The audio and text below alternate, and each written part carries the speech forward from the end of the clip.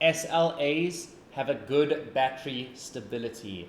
What that means is that they are able to operate in most temperatures, whether it's very cold or very hot. We know this.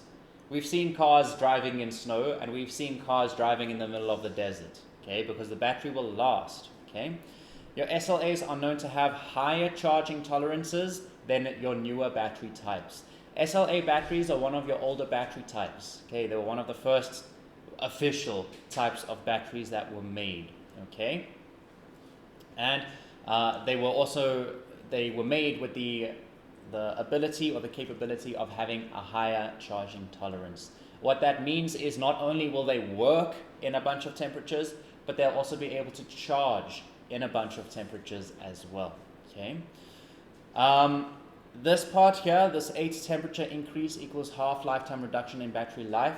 It's not something you guys need to know, but just so that you are aware of what it means. It means that once you get to your 50, if you look at your optimum operating temperatures, once you get to that 34 degrees, anything that is 8 degrees after, your battery is literally going to half its lifespan.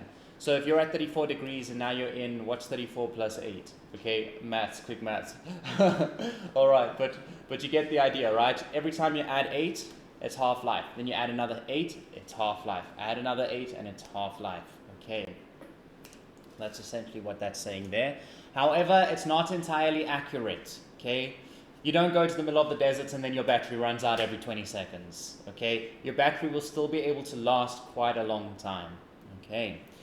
Cool, now comes the parts where you guys just need to learn. Cram, pass, forget. Your charging temperature and your discharge temperature, both of them are anything from negative 20 degrees up to 50 degrees Celsius, okay?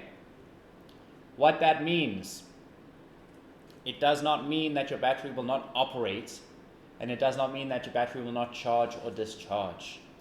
It simply means that your battery will struggle to do those things in temperatures outside of this scale here. Oh, okay, some more numbers for you guys. Your lower limit, so this is optimum operating temperatures. We know that it will operate in negative 20 to 50. But the best temperatures to operate this thing in is upon startup. Lower limit is 19 degrees Celsius. At full voltage, optimum range is 25 degrees Celsius. And if you need to push your battery, the highest optimum range is 34 degrees Celsius. Okay, so basically, yes, you can use it in negative 20 to 50 degrees, but you should ultimately try to use it in 19 to 34 degrees Celsius.